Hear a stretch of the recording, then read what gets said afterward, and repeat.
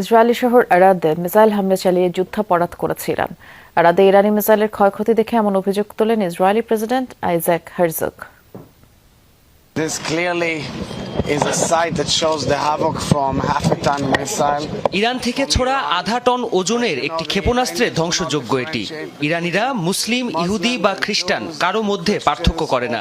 বৃদ্ধ বা তরুণ কাউকেই আলাদা মনে করে না।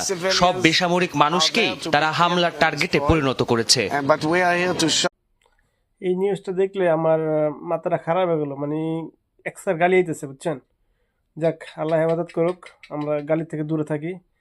এই যখন 28শে ফেব্রুয়ারি যৌথভাবে আক্রমণ করলি তোরা ইরানের উপরে, স্কুলের শিশু বাচ্চাদের যেমন মারছস তোরা, শিশু বাচ্চাদের উপরে স্কুলের উপরে যেমন মারছস, বা 300 লোক পরে 400-500 লোক মারা গেছে তখনকালা স্কুলের বাচ্চাগুলো। শুধু এই যে ফিলিস্তিনি যে তোরা এত আক্রমণ করস, তখনকালা তোরা কই আসিলি?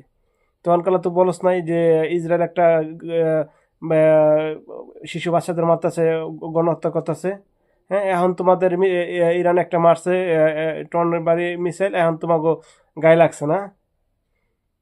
খানকির পোলার, তোরা হলো ফেরাউনের বাচ্চা, তোরা হলো নম্বর ওয়ান ফেরাউনের বাচ্চা।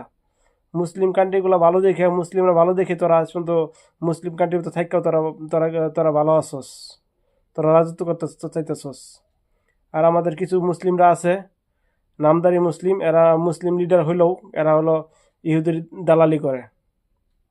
ঠিক আছে, এরা ইহুদির দালালি করে, এই কারণে তোরা চান্স পাস, নাহলে তো তোরা মুসলিম কান্ট্রি তো তোরা চান্সই পাস না।